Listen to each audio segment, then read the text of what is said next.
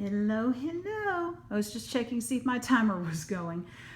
I am starting the next phase of the tutorial series where you're actually going to learn how to read a pattern and we're going to stitch it together.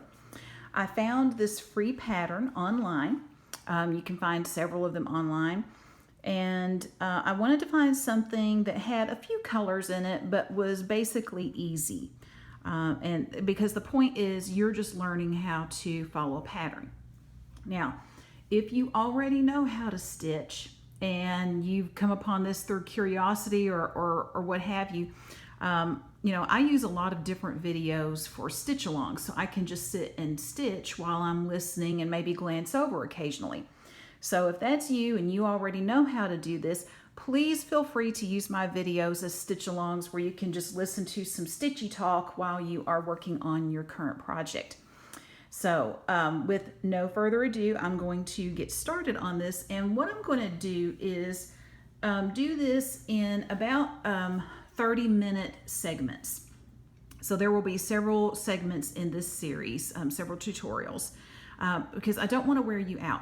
I want you to be able to break it down and do a little bit at a time so that you don't get overwhelmed. So I'm watching my timer very carefully so that I don't really go over the 30 minutes, and we'll just break it apart that way. And once I get this series up, you can watch one, or if you're feeling froggy and you really want to go for it, then you can watch as many as you would like. So this is our pattern. I decided to go with a little cupcake. I thought that would be cute to start with. And let's look at some things about this cupcake. All right, so we have different symbols here, and this one is a color pattern, so sometimes that makes it a little bit easier. And this one printed out very large, so it's going to be really easy to see. Most patterns are not quite this large, but this is a beginner pattern, so that's why it's large. But down at the bottom here, I'm going to scoot this up.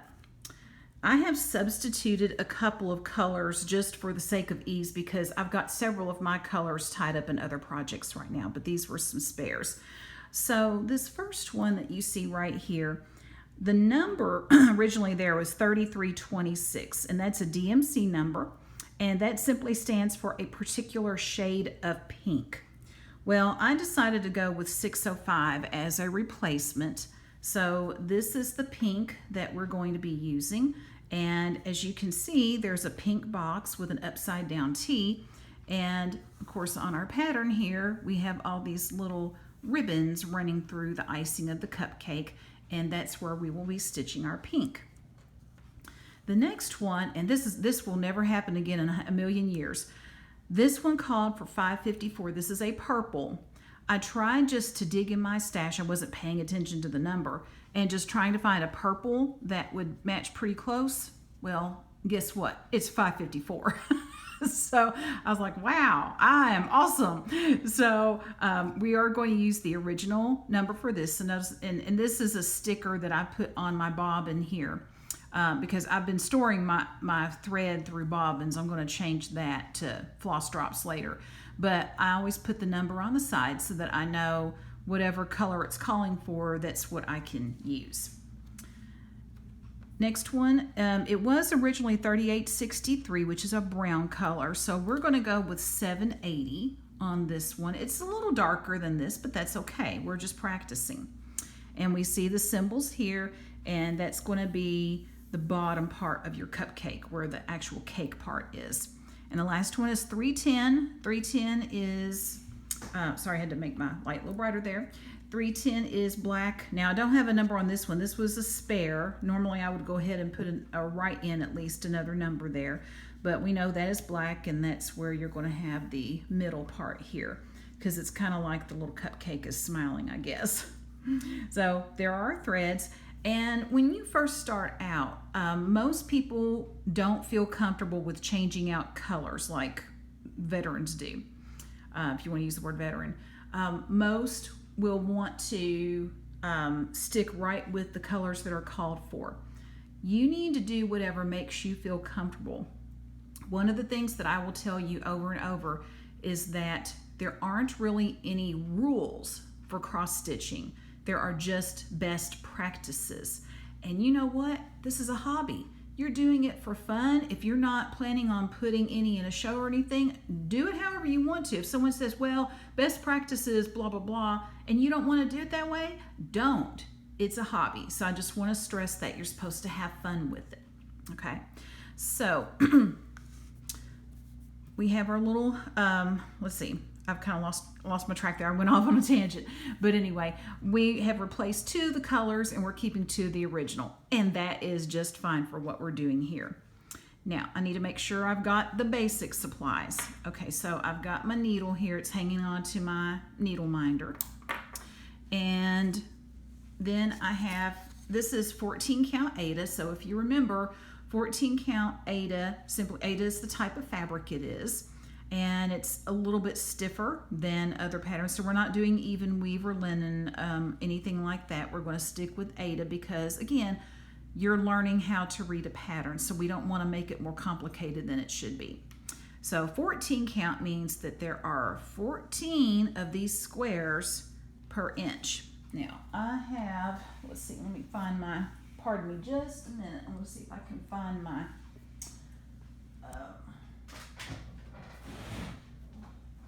ruler here. So you can see how professionally done these videos are. Okay, so here we have, if I start at the 2 and I line it up with a hole and I go to the 3, if I count those squares, you are going to see 14 squares within an inch. So within this space, we're going to have 14 squares. Okay, so we've got 1, 2, 3, 4, 5, 6, 7, 8, 9, 10, 11, 12, 13, and 14.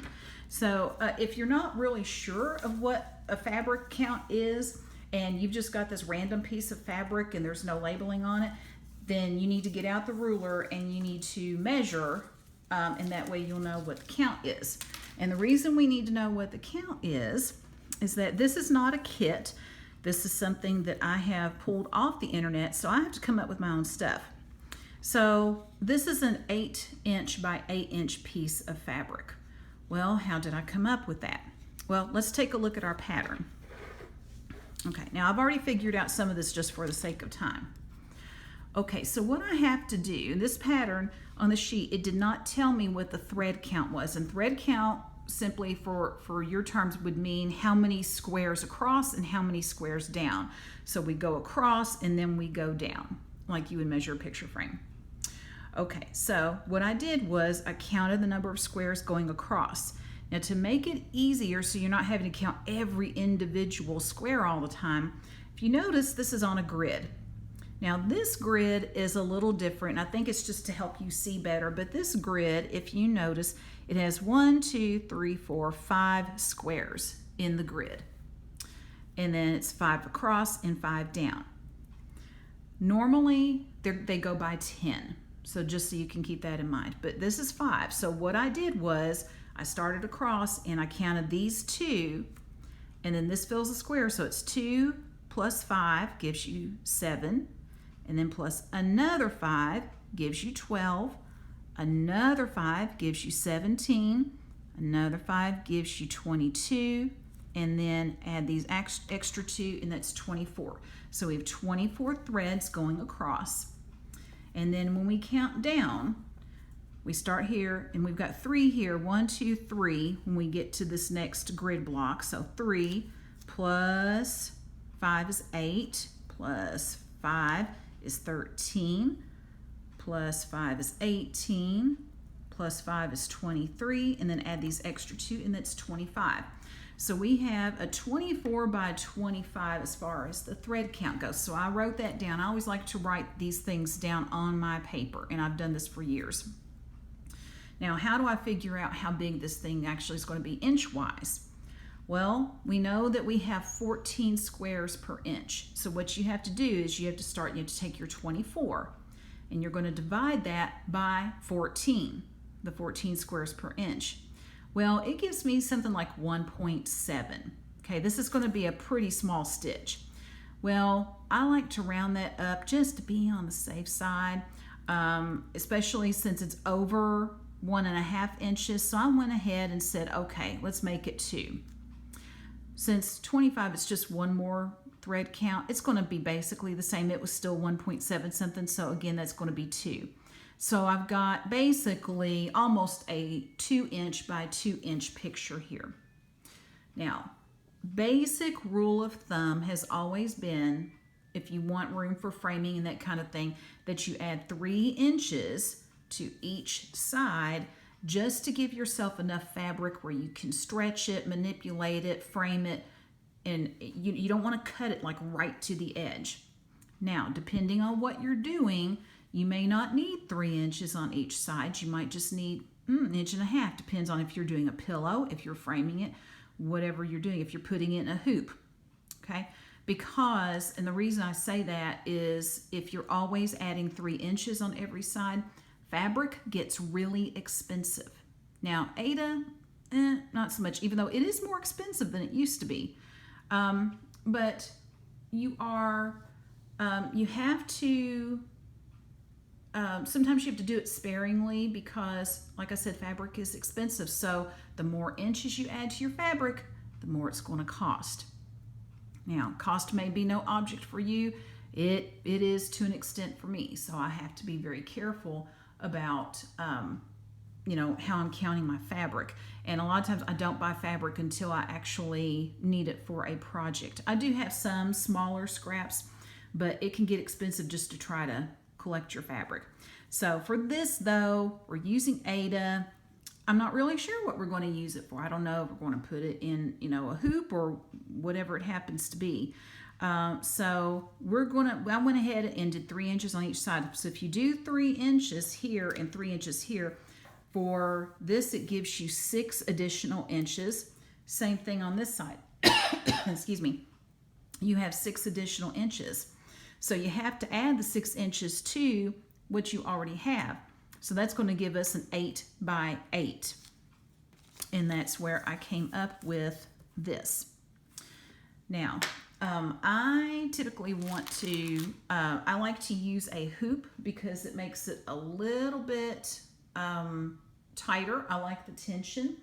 So I am going to run across the room here and get my hoop because I did forget my hoop. I remembered everything else, but I forgot my hoop. And so I do need to go get that. So if you will excuse me for just a minute.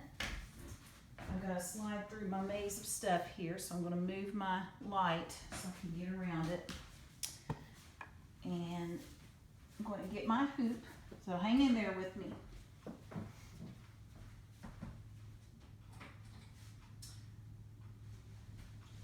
I'm choosing a hoop because I have Q-snaps. Let me move my light again here. I have Q-snaps and I really like my Q-snaps because they give you a lot of tension. But I want you to be able to really see this pattern and see what I'm doing. And I think a hoop will just be better for that. So I will tell you that to start, we have to find where our middle is. And a lot of people like to start stitching in the middle. So to find the middle of your fabric, what you need to do is you're going to fold it lengthwise. I'm going to try to get it as exact as I can, and just I'm just folding that to make a crease. We'll iron it out later. Okay, so I have a crease that way, and now I'm going to fold it down. Just turn that around here because it makes it a little easier for me. And I'm going to make a crease this way. Okay. So now you should have 4 even quadrants, which is going to show you exactly where your middle is. Now, we can find the middle on here. So let's try to find it on our pattern. So how do we do that? Well, if you notice up here at the top, there is a little bitty arrow. And there was not an arrow on the side, and normally there is. So I found basically what the middle would be. If there's 25, about 12 will be the middle. And so I put an arrow over here to the side, okay, so that we can see from the top and the side. And what you want to do is you want to take these lines and you want to make them meet. So they meet right here. So what I'm going to do is I'm just going to put a little dot right there, and that tells me where my middle is. Now, different stitchers do this different ways. Some people, well actually a lot of people, will start stitching in the middle, and they'll start maybe with this square, and they'll just work out and they'll work around. I don't like to do that. Even with bigger projects, I will take the time to find the top left. I love starting at the top. Whatever's the topmost and whatever's the leftmost is where I like to start, and I like to work my way down.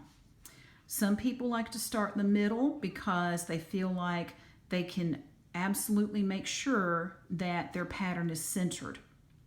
Well, if you miscount, you miscount. So even if you start what you think is in the middle, if you have miscounted or miscalculated in any way, then it's really not going to be centered. Now, for the most part, it will be. I have tried working in the center, and it really irritates me. I'm not sure why that is. I don't know if I just don't like working around, like working my way up and working my way down, and I don't like it. So I don't do it that way. Now, what I would suggest you do is try it both ways. Try a small project where you're working in the center and working your way out, and then try it up in like the top left corner. Some people start in the top right, some start on the bottom and work their way up. Most people typically do it one of two ways. They either start in the center or they start in the top left. So either here or here. This is where I start. So what I need to do in order to start in the top left, I'm going to have to do some counting. So if I go all the way to the top, is going to be this one. Now, you're saying, yeah, but the left is like way over here. Well, we have to look at what's furthermost left at the top. And the top furthermost left is actually here. So this is where I want to start and then work my way down.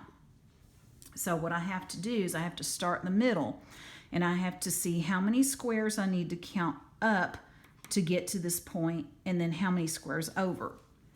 So what I do, I start from my center, and I take the square that's like to the right of that, and I count that as 1, and I go 1, 2, 3, 4, 5, 6, 7, 8, 9, 10, 11, 12. It takes me 13, so this is 13 to get up here, and so that's 13 up.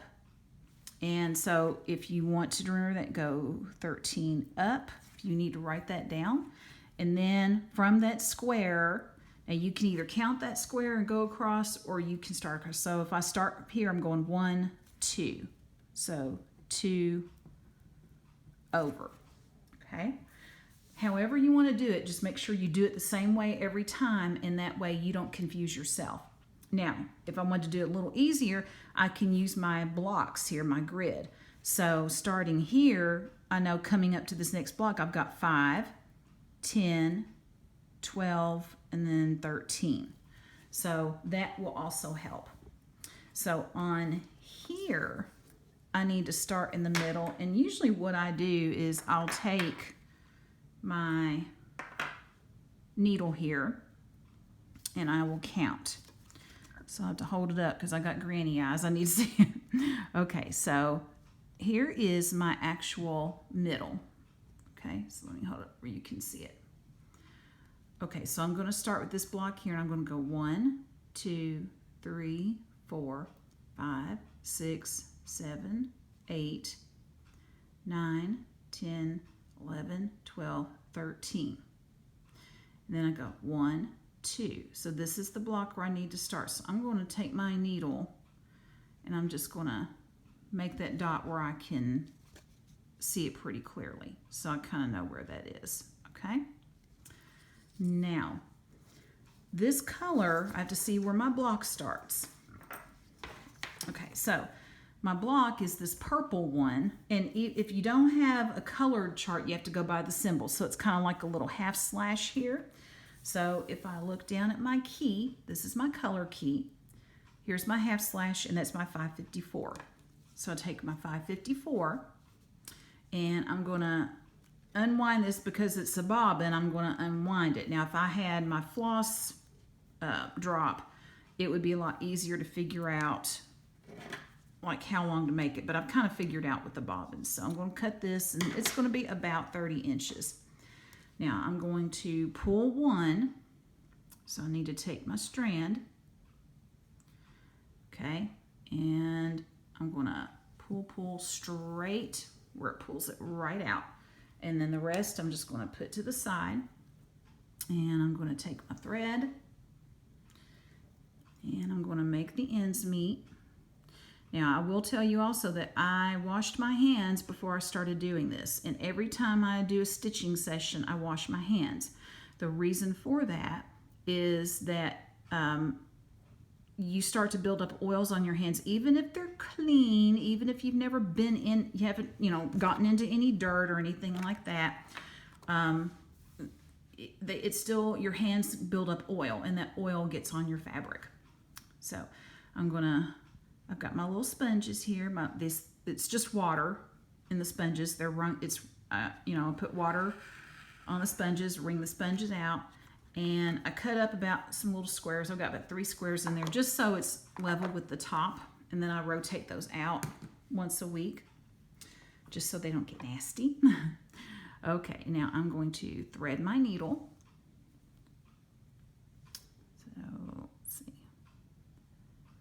Trying to do this with my glasses on, and it's hard to do. Isn't that crazy? Okay, so I've got if you remember from our tutorials, I've got my loop on this end, and then I've got my tail, about that much tail. Now, here's what I have to do. Now, I'm going to find that little spot where I had poked my needle in, and I can see it. So it's right there. A lot of people, to find their spot, they use like pretty pins with like big heads on them, like flowers or something, and they will mark their spots that way. Quilters do that a lot. And so do cross stitchers. Okay, so now what I'm going to do is I'm going to take my hoop, and what I did, I think I showed you how to use these. There's a screw on here, and so I'm loosening it up, and it comes apart in 2 pieces like that. Now, there are some hoops where they're tension hoops. I prefer these, actually, so this is what we're going to use. So first thing I'm going to do is I'm going to take my bottom part, and I'm going to make sure I put it under, and make sure my thread isn't caught there. So I'm going to put it under there, and I kind of make it where this is kind of the center. Make sure I've got some room to stitch, and I'm going to kind of put my needle in there so it doesn't get caught. And because this is new aid cloth, it is going to be a little bit stiff, and that's okay. So I'm going to try to slide this over the hoop. I kind of put this at an angle. It just makes it easier to hold. If it's a little tight, I just kind of unscrew it a little bit more and then it should slide down. Sometimes you have to, there we go. Now it slides down just like that. And now what I'm going to do is I'm going to tighten this up as much as I can. So I'm screwing it back to tighten it up, and it's pretty tight. Not as tight as a Q-snap would be, but it's tight enough. Okay, so now I'm going to pick up my needle. Now let me move this other thread that's getting in the way here. My loop is still here, so I'm going to take my finger, and I'm going to do this and hang on to it. And now I've got to start my first X. So I'm not going to bother to railroad or anything for this, because I'm just showing you how to read a pattern. And then from the back, I'm going to put my needle through the hoop, through the loop there, and pull. And now I can bring my needle back up. And typically at this point, I will just kind of slide my fingers over the thread to straighten it out a little bit, pull my tail down some, and then I can finish my first X. And there you go. And this entire pattern is nothing but full cross stitches, because again, I don't want to make this more complicated than it has to be. We're just learning how to read a pattern. And we're doing this in 30-minute segments because I'm actually going to record myself stitching this entire cupcake so that you can follow along with me. And I'm honestly not sure. I wish I could remember the site that I got this off of, but I think if you search for maybe like beginner cupcake cross stitch, this may come up. So just so you know, that's what it looks like. And all you have to do is just print it out. Some people keep their patterns on like PDFs and they'll highlight as they go, as they get stitches done. I like mine on paper, but again, that is a preference. So you have to try different things out and see what works best for you. Now, when some people do the loop method, they do it from the front. Like they'll push their needle down until they have the loop showing here, and then they'll loop it here. I don't like to do that. I prefer to have my loop in the back. Again, that's personal preference. Okay, now I've got my first X, which is this one. So it shows I've got 2 more X's to the right of it. So, and they're right side by side. So I need to bring my needle up. I'm trying to bring it close enough where you can see. Bring my needle up so that the right-hand side of the first X now is the left-hand side of the next one. And because I have smoothed my thread out, hopefully the thread won't get really twisted. So here is, it's amazing how hard this is to try to do through a camera. Okay, there we go. And then here's my second X. And then I need one more.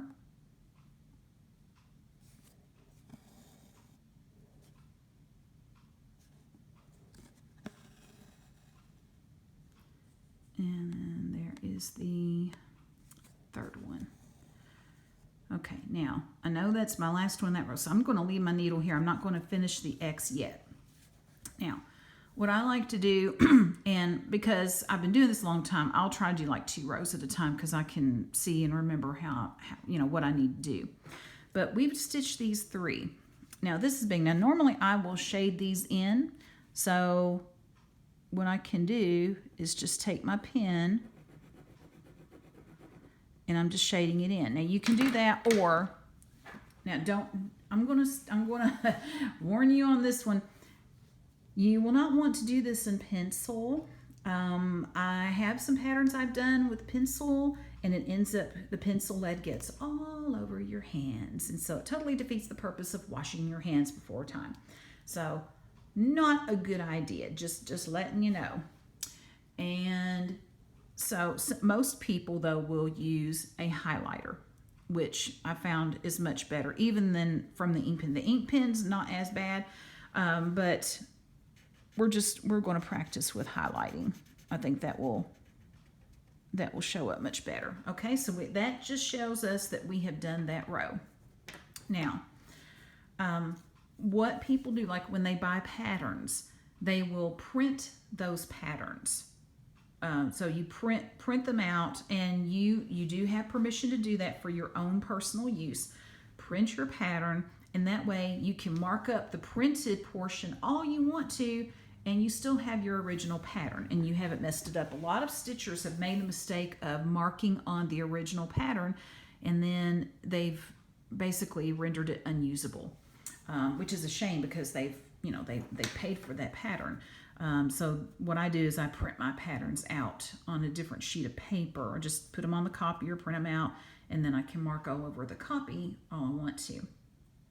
Okay, so I'm going to do one more row before I cut this off, and then we will continue with the next row in the next session. And it'll go a little bit faster because we're already starting to stitch. So I noticed my next row starts underneath the middle X here. So I'm going to start underneath that, and I know I need to go 1, 2, 3, 4. So I'm going to go 4 to the left, and they're all side by side. So what that means here is that I'm going to finish this last X first. Then I'm going to come under the middle X, well, right here. Okay, so here's my middle X. So I'm going to start here, and they're all connected. So now I have to, when I go to the top right, it's actually going to be right next to the other X's. And then I'm going to go to my bottom right and then top left and finish my X. So I'm going to do 4 of these. So I've got 3 more to do.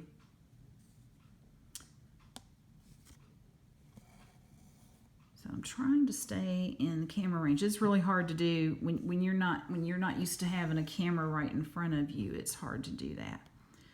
And I know I've done a few tutorials, but still not completely used to it. So there's the second one. And then the third. Whoop.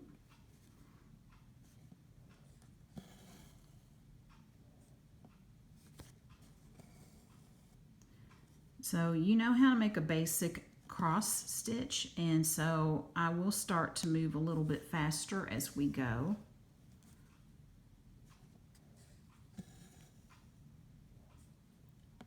And that.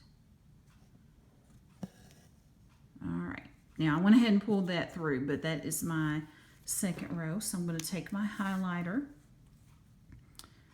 and it takes a little more to highlight these because these blocks, this papers, they printed it out big. Okay, and that's okay. That's good because we can see it a lot better. All right, and we now have 2 rows done on that cupcake. All right.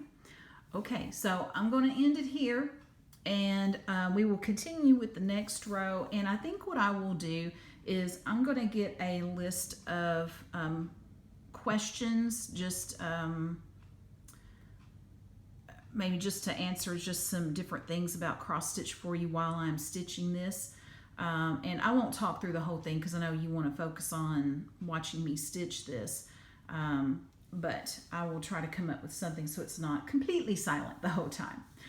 All right, so be creative, be blessed, and I will see you later. Bye, everybody.